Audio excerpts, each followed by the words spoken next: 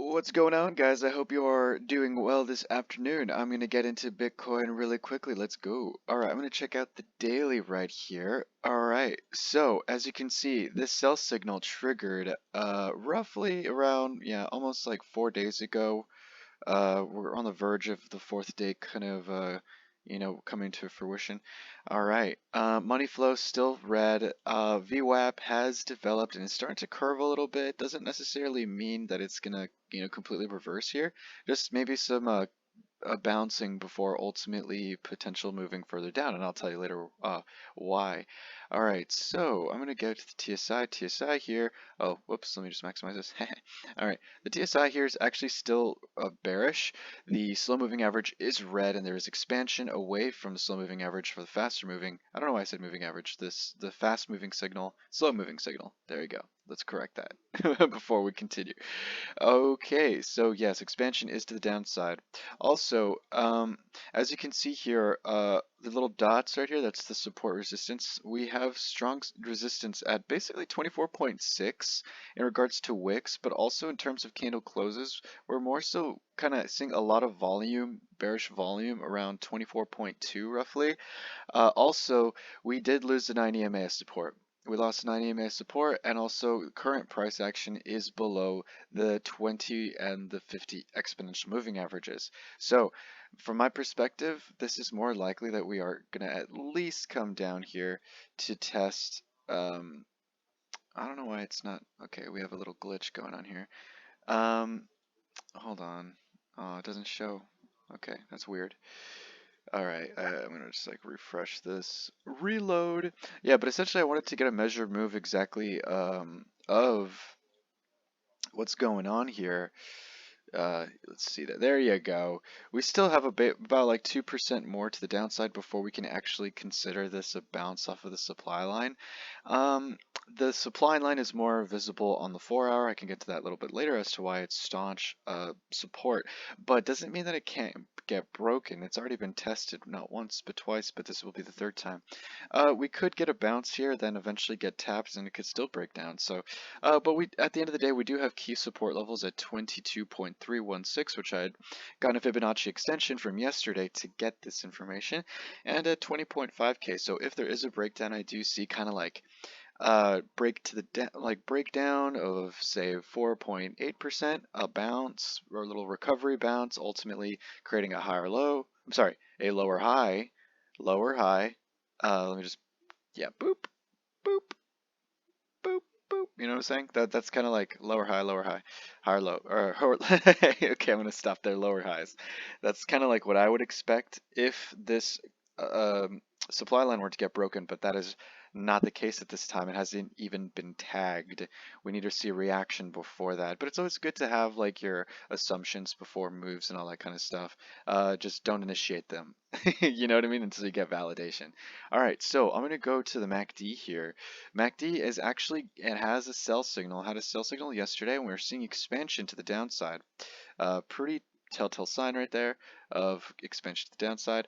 Yeah, as long as price is below 24,099.36, and there was also a cross below, you can expect prices to go to the downside as well. Here we have the first initial lower low of this daily. Okay, that to me is an issue in regards to overall trend. Now, as you can see, the RSI is kind of like literally flat at this time, so we could see kind of a reactionary pump back, but ultimately because it crossed below, I would have to give it to the bears. You know what I mean? Like, yes, we could have a little bit of a relief rally, but at the end of the day, we lost a key. This slow moving average is a support to an extent. The RSI is super static, so losing that, it doesn't necessarily mean it's the end of the world, but it just means that the bulls have to work extra hard to regain this particular zone here.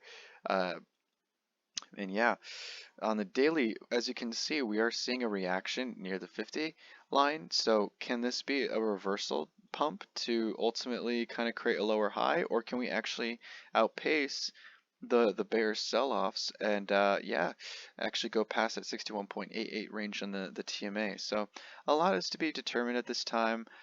This is a consolidation phase in my opinion, and I can kind of get to it a little bit more in detail as to what I'm seeing in regards to just line charting.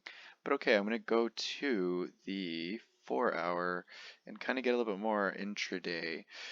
All right, so let's go. Okay, so as you can see, we have expansion of the money flow to the downside. We have no higher high at all. Okay. Um, yeah, this is pretty definitive, and actually, because we are expanding lower than the previous dump attempt, this to me indicates a trend reversal. And it got thick, it got a thick dump right here. Um, yes, there was a buy signal, but ultimately what could happen is something similar here because we are below um, we are basically in a sell-off phase. We could have like a buy signal, and ultimately within like the next 8 hours, 8 to 12 hours, we could have another sell signal, which would then completely eradicate all the progress the bulls are making, thus creating that cascading effect of lower highs, lower lows. So from the 4 hour intraday perspective, I'm not too happy with what I'm seeing, frankly. It looks like from the 4 hour perspective, let me go to traditional candles here. Looks like, yeah, we're trying to hold on to dear life, and to be honest, the 90 exponential moving average is resistance at this time, so you have to respect it as such. We do have slight support below the 100 exponential moving average, but as you can see, the exponential moving average is red. It just indicates that the EMAs have become resistance. Now, is this a consolidation phase like this particular phase right here, where yes, the exponential moving average did turn red, but ultimately the bulls were able to actually create a cross on the 9 and the 21 EMA to ultimately create a pump instance and also take out a previous lower high over here. Um, as you can see, let me turn this a little bit brighter of a color. Yeah, as you can see on the yellow line, once this bullish engulfing candle came through, boom, it broke through and it's created an irrational pump, if you will, just a forever up for a few hours of 3%. So these levels are important. So where would that be in this particular case? That would actually be right here, basically where my TSI indicator had previously indicated on the daily, which is around here, the 24,000 mark. So as you can see, the candle pattern and the indicators are matching up with key levels. So as long as price is below here, you gotta be bearish, my guys. You gotta be bearish. All right. So at the end of the day, I'm gonna go to the TSI here. The TSI did roll over as I expected because of where it was at and the range. Really, you really want to see these curls to the upside in this zone, and it's not.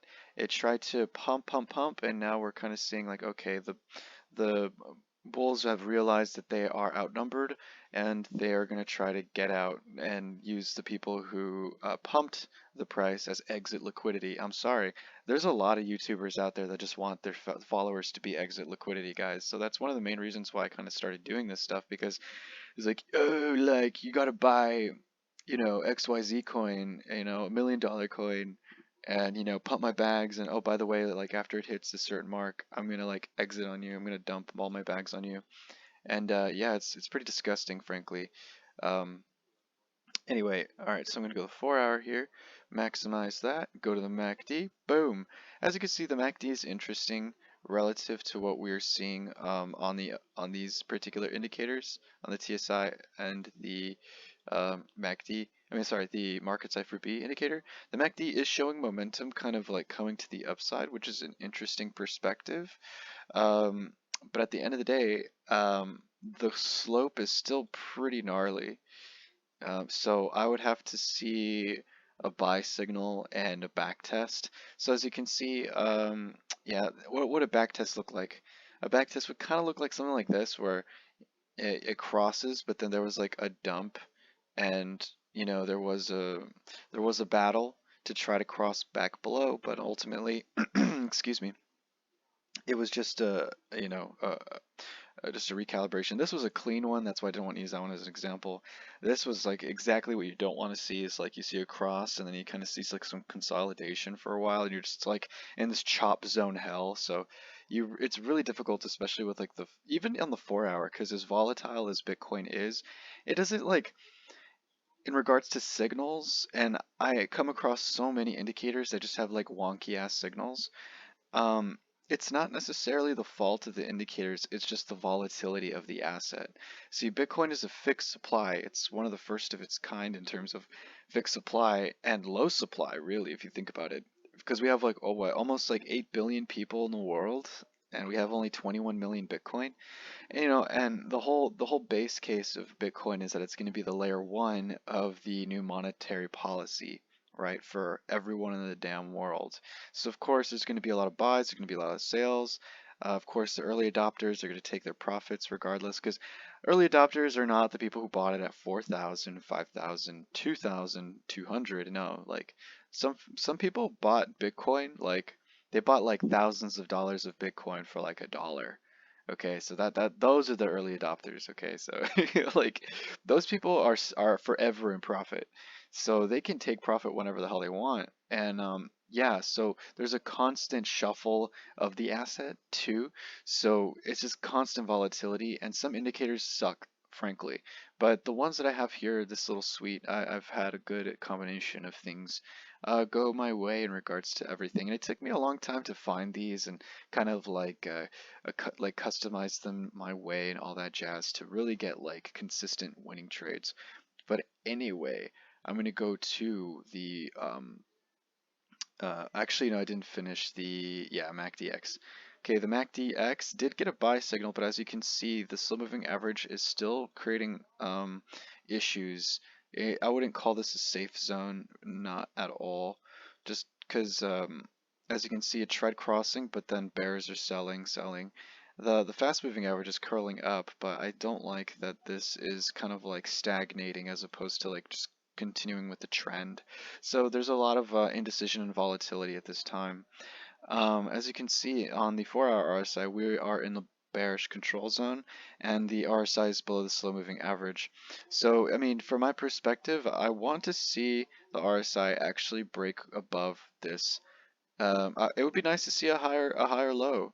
If in fact this is a higher low, which that could be in play, and we see a cross, a back test of this line once again, then yeah, we can classify this as a higher low, and we can kind of see some more price action to the upside before another potential dump. Because as you can see on the daily chart is showing a lot of um, big issues in regards to maintaining a positive momentum trend, but you can't really count your chickens before they hatch. All right, so I'm going to go with the TMA here. The TMA is finally curling up, and I talked about this yesterday, that my base case prediction for the next maybe like day or two was for this little relief rally to come by, but ultimately we are below the slow moving average, so I wouldn't be surprised to see this get rejected once it tags, and then we actually hit a true low within the trend, and within that true low we can then get our spot positions. We can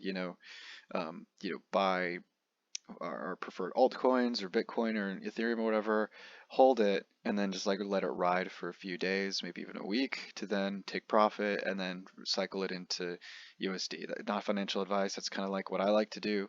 It's worked for me.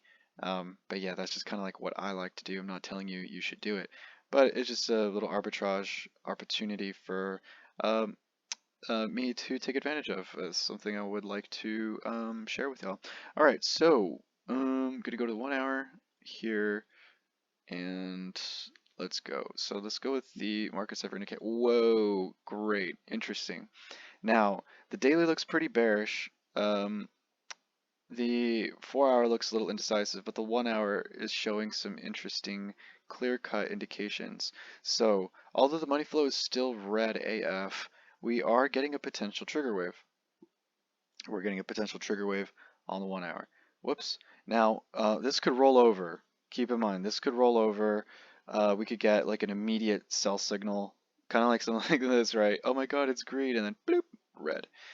Um, I don't necessarily like the slope of the money flow, but I have to admit, that there are high or low situations here. Um, it kind of broke trend with this last move, so but still it does equate to what I was kind of saying that yeah, there is potential for the money flow to finally roll up and actually make this pump to the upside a little bit more uh, favorable. Um, TSI. So TSI did cross. It is still in the negative, but we are seeing this relief rally, which is rather interesting, which would potentially lead to a trend to the upside. Now, ultimately, on the 1 hour, I actually wrote this down here on my notes. Yeah, this trend right here, as long as it's still alive, it's an issue. But as you can see, the TSI is attempting to try to cross it, and this would this be the back test? It looks sloppy to me, but this is an opportunity, a potential opportunity for the TSI to actually break this trend and actually make a nice, decent swing to the upside. Now, I don't necessarily like how the 1 hour is turning out, so if that usually happens, I like to go a little bit higher in the trend and try to figure these things out. Maybe even the 4 hour. 4 hour is a little bit more understandable. Yeah, I mean, it's a little bit more macro versus say like the 1 hour, but um, yeah, this makes a little bit more sense actually, because we could have like a relief pump, but ultimately to like just get rejected off here, come back, get rejected or whatever, then finally break it. That's an opportunity there. And that would actually make more sense given how the exponential moving averages are. But I mean, it wouldn't be a bad thing to see a relief rally at this phase, but ultimately you can't expect it to be like that, oh, 20% swing to the upside or 15% swing to the upside. Because the reason I like breakouts of these trends is because they lead to high percentage moves to where like you can be 3% in the trade late and still get 12% profit, 10% profit, 8% profit. See what I mean? So that's why I have a lot of onus on these big swing moves, because once you see these resistances break, like it goes to the upside or to the downside in your favor, you know what I mean? So you always want to keep track of these trends. All right. But yeah, the 1 hour is a little too wonky and choppy for me to actually initiate some type of trend indication. Really, I'm going to stick with the 4 hour on this one and kind of just wait it out. But yeah, there is an opportunity for a relief pump, but that could be a little while here. It would be nice, not gonna lie, to see the 100 EMA hold as support. I mean, I don't want to be a bear, forever.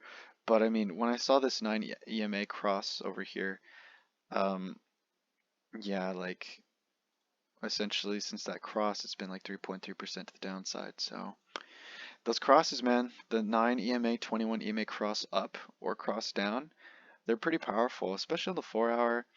I like doing them more so like on intraday time frames, more like the 15-minute, 30-minute, the 1 hour. But I don't really condone swing trading unless like you have experience with this stuff, because if you don't know what you're doing, if you don't have your stop losses set, if you don't have your risk management, like your profit to loss ratios like intact and like set in stone in your mind, and you're just kind of like winging it, you could get destroyed like really fast. So it's just better to um, heed caution and stick to the higher term time frames as you are kind of getting experience in trading, because the 4 hour gives you a lot of great juicy positions if you know what you're doing. um, as you can see here, like this buy signal, you bought here and you just held, didn't touch it for days on end. You could even like sold it right here, um, 11 days later, and you'd be up 4%. You know what I mean? So 4 hour, you can be lazier on the 4 hour, is what I'm saying. But like on the hourly, the 30-minute, the 15-minute, 5 minute, like you have to be on it. You have to be alert. You have to have your coffee. You know what I mean? You need to be and also um, you have to have your sleep. Okay. I lost a lot of money one time. Yeah, I was super sleep deprived and I was trying to trade. I lost a lot of money. I lost like 1K in like one move because I I refused to go to sleep, and I was just looking at the charts all day, and like I was killing it, man. I made like around 400 that day because I was scalp trading like a madman. But I got greedy, I got arrogant, and yeah, I decided to like hold a shitty position, and I ended up like blowing like 1K out of my account. You know what I mean? Like in an instant. So if you're not prepared for stop losses, if you don't have your stop losses set, if you don't have your strategy set, if you're not taking care of your mental and physical self, like you can't be doing this. I'm sorry, but like you will not consistently be successful. I'm gonna be straight real with you. You take care of yourself, okay? But anyway, all right. So I'm gonna go with the 1 hour here. Yeah, I kind of just gonna speed through this. The 1 hour, we're seeing a lot of different things happen at the same time, which is rather intriguing. My support resistance indicator is showing a box of support around this zone here. Let me show you. Pretty much that is support right here. As long as price is like holding this, um, I'm intrigued. But regarding the 1 hour, you could actually argue on the 1 hour that we already broke out of um, a hold on, sorry, a bear flag. You could already argue that we broke below it and we're back testing it as resistance. So seeing this on the 1 hour, not a big fan of seeing stuff like this, because if it's true and this is actually a bear flag, on this is just a relief rally to then ultimately exit. Whoops, there you go. Oh, and would you look at that? That matches up really well with the golden pocket, the 618 Fibonacci extension. Wow. And it's outside of this. Oh man. Well, if in fact this bear flag plays out, and hey, keep in mind there is support here between 23.3 and 23.1, basically 23.2. If that's broken, um, yeah, I'm gonna expect, you can even wait for this breakout right here. You could still expect like a 3% dump. Now this is Bitcoin. Now if you're trading altcoins, woo, wee.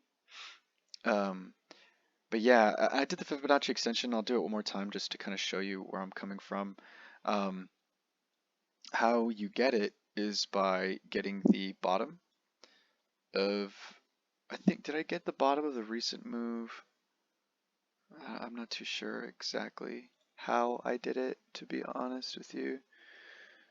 Was it like this? Yeah, it was like this. Okay, yeah. I got it from the exact bottom to the tip top right over here. That's how you get retracement Fibonacci extensions, which in this case would be the 618 and down here at the 382. Now, it's just really the strongest magnets, because these lines are actually magnets, okay? So if you know direction, you got to be aware of your Fibonacci extensions, especially retracements if in these instances, especially in a bear market. Um, so the 618 is considered like the golden zone, where it's kind of like the strongest magnet.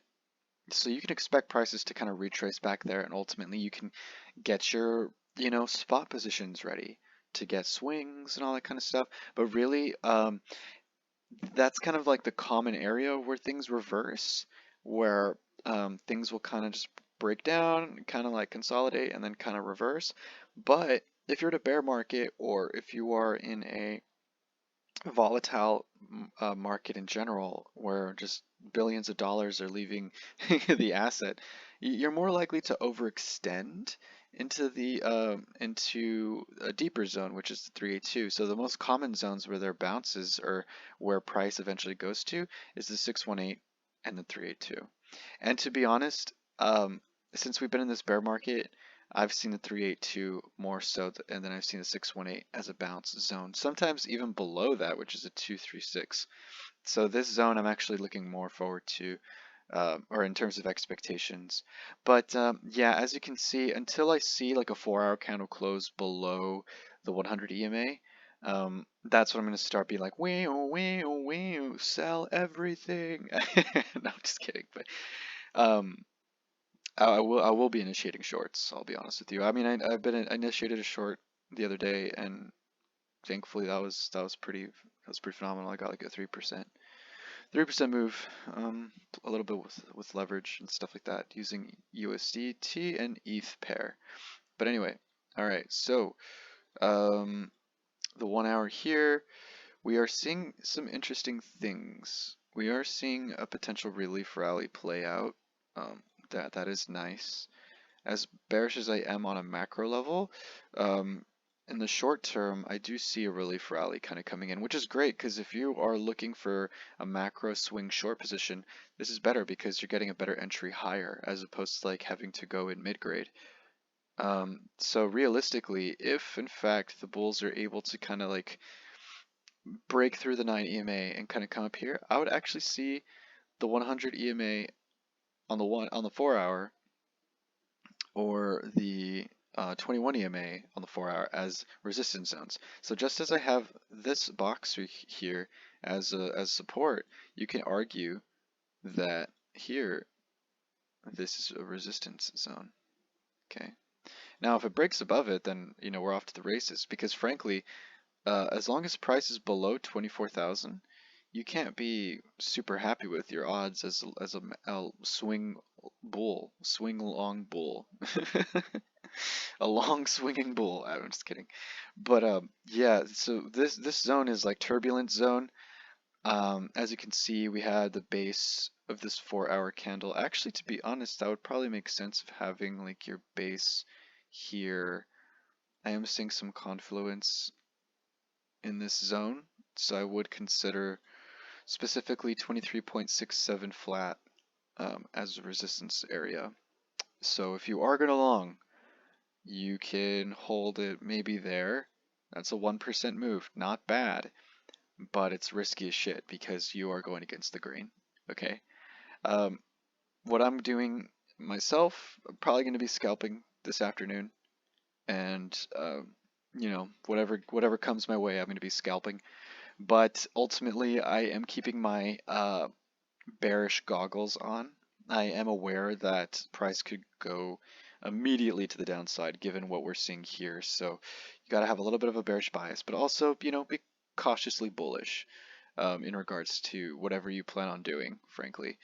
All right, so I'm going to cap it off there. I appreciate you listening to this far. If you're still here, thank you so much. Yeah, if you have any questions or comments, just feel free to. Actually, I am on Twitter with this. It's called Brain Trust Crypto as well. You can DM me there. I've gotten a few DMs, and thank you for the kind comments and words and stuff like that, and suggestions on improvement. And I'm all about growth, so if you just grill me if you have to, but at the end of the day, I just want to get better in regards to technical analysis and also presenting this information to y'all. But yeah. So at the end of the day, base case here is relief rally. The last video I titled it "Dumpage Before Pumpage" for a reason. Because we got the dumpage. Okay, I think we're about to get that pumpage, but now the levels. These levels, okay? So as long as these levels are there, you have to be aware. If you do intend to do swing longs or whatever, have your take profit zones at these key levels or at them a little near, but also keep in mind this is a potential bear flag that has broken to the downside. All right, so you should really be, in my perspective, focusing in on what are you going to do from a bearish perspective as opposed to a bullish perspective at this time. Yes, this is great, but ultimately, this could get invalidated. Of course, I can admit to that. Usually there are fake outs like this. So if it does break to the upside, that invalidates this bearish move, and then you can actually see 23.672. Maybe even all the way as high as 24,000. But really, this zone here is just going to be super. This is going to be super tough to get through. at 23.6. Even here, as you can see, the Fibonacci 0.786 has already been backtested as resistance. So yeah, my base case here is I'm actually going to be waiting for shorting positions due to what I'm seeing on the chart. Now, let me see on the 3-hour. Yeah, 3-hour, what does money flow look like? Yeah, 3-hour money flow is expanding to the downside, and we have a sell signal. Yep. Yeah, base case I'm bearish. Anyway, have a great rest of the day. I hope you are doing well, and yeah, peace out. Bye-bye.